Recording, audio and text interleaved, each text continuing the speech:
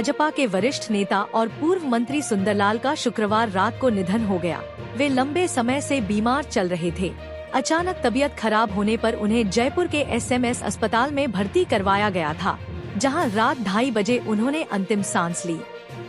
लोग उन्हें काका कहकर बुलाते थे। इससे पहले फेफड़ों में इन्फेक्शन और सांस लेने में तकलीफ के कारण उन्हें 24 अगस्त को जयपुर अस्पताल में भर्ती करवाया गया था। इसके कुछ दिन बाद उन्हें छुट्टी दे दी गई थी और वे जयपुर में अपने आवास पर रह रहे थे। 22 अगस्त को ही उन्होंने अपना 92वां जन्मदिन मनाया था। काका के निधन से पूरे क्षेत्र में शोक की लहर छा गई।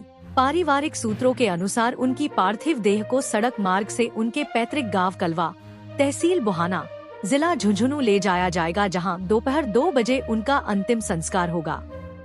काका सुंदरलाल का जन्म 22 अगस्त 1933 को झुंझुनू जिले के कलवा गांव में हुआ था। बेहद साधारण परिवार से आने वाले सुंदरलाल के पिता झूंथाराम एक किसान थे। उनका शुरुआती जीवन आर्थिक कठिनाइयों से भरा था। सुंदरलाल ने नेपाल में लकड़ियां काटने का काम किया, जहां उन्हें प्रतिदिन मात्र 1.5 रुपए मिलते थे। जीवन यापन के संघर्षों के बावजूद उनका राजनीतिक सफर पंचायत समिति के सदस्य से शुरू हुआ और यहीं से उनकी राजनीति की जमीनी पकड़ और नेतृत्व क्षमता का विकास हुआ। काका सुंदरलाल का राजनीतिक सफर 1964 में पंचायत समिति के सदस्य के रूप में शुरू हुआ। 1972 में वे पहली बार कांग्रेस के टिकट से झुंझुनू जिले की सूरजगढ़ विधानसभा सीट से विधायक बने। इसके बाद कभी निर्दलीय तो कभी कांग्रेस से विधायक बने। उनका चुनावी रिकॉर्ड बेहद प्रभावशाली रहा। उन्होंने 10 बार विधानसभा चुनाव लड़ा, जिनमें से 7 बार जीत हासिल की।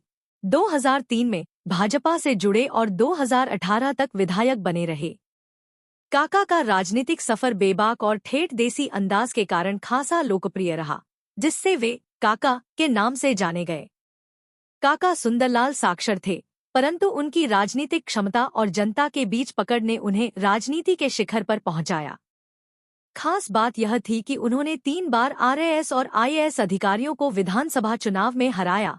2003 में जिला कोषाधिकारी बाबूलाल खांडा, 2008 में रिटायर्ड आईएएस हनुमान प्रसाद और 2013 में रिटायर्ड आईएएस जेपी चंदेलिया को हराया।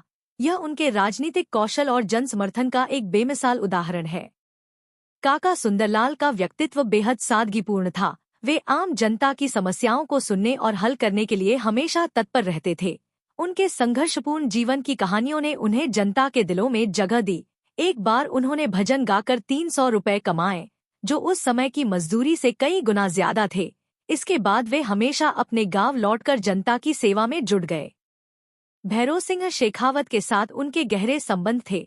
1993 के चुनाव के बाद जब भाजपा स्पष्ट बहुमत से वंचित रही, तब काका ने शेखावत का साथ दिया और सरकार बनाने में मदद की। भैरों सिंह शेखावत हेलीकॉप्टर से काका को लेने पहुंचे थे। यही वह क्षण था जब सुंदरलाल भाजपा में शामिल हुए और राजनीति में उनकी नई पारी की शुरुआत हुई।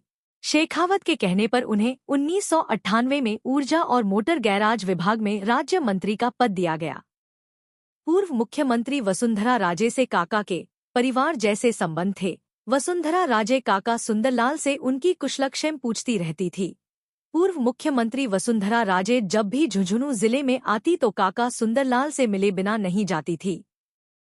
काका सुंदरलाल हमेशा अपने परिवार के प्रति समर्पित रहे। उनके 6 बेटे और 2 बेटियां हैं। 2018 में उन्होंने उम्र के कारण खुद चुनाव नहीं लड़ा, परंतु भाजपा से अपने बेटे कैलाश मेघवाल के लिए टिकट मांगा, जो हार गए। 2023 में जब भाजपा ने उनके बेटे को टिकट नहीं दिया, तब काका रो पड़े और उन्होंने निर्दलीय चुनाव लड़ने का निर्णय लिया। हालांकि वे तीसरे स्थान पर रहे। काका सुंदरलाल अपने बेबाक अंदाज के लिए जाने जाते थे। 2004 में जब अमिताभ बच्चन की फिल्म खाकी के लिए मंत्रियों और विधायकों के लिए एक शो बुक किया गया था, तब उन्होंने गृह मंत्री गुलाब चंद कटारिया को बिना पास के सिनेमा हॉल में ले गए। कटारिया नियमों के पक्के थे और बिना पास अंदर नहीं जाना चाहते थे, लेकिन काका ने उन्हें समझाया और अपने देसी अंदाज में पास के बिना उन्हें अंदर ले गए। जब काका सिनेमा हॉल के अंदर जाने लगे तो वहां खड़े अन्य मंत्रियों और विधायकों ने, निजी सचिव, सिक्योरिटी स्टाफ और ड्राइवरों ने काका को आवाज लगाकर बताया कि वो भी फिल्म देखना चाहते हैं। यह किस्सा उनकी सरलता और व्यावहारिक बुद्धिमत्ता को दर्शाता है। काका सुंदरलाल न केवल राजनीति में बल्कि समाज सेवा में भी अग्रणी थे। उन्होंने अपने क्षेत्र में बिजली और अन्य जनसेवाओं से संबंधित कई समस्याओं का समाधान किया। काका जब सूरजगढ़ विधानसभा से विधायक थे तब एक बार पिलानी के हमीनपुर के ग्रामीणों ने उनसे 10 साल से अटके बिजली के मुकदमों को खत्म करने की गुहार लगाई। काका ने तुरंत कार्रवाई की और मुकदमों का निस्तारण करवाया। काका सुंदरलाल को भजनों व रागिनी गाने व सुनने का शौक था। वे अक्सर सार्वजनिक रूप से रागिनी व भजन गाते थे। 2024 में लंबे समय तक बीमार रहने के बाद काका सुंदरलाल का निधन जयपुर के एसएमएस अस्पताल में हुआ। 22 अगस्त को ही उन्होंने अपना 92वां जन्मदिन मनाया था।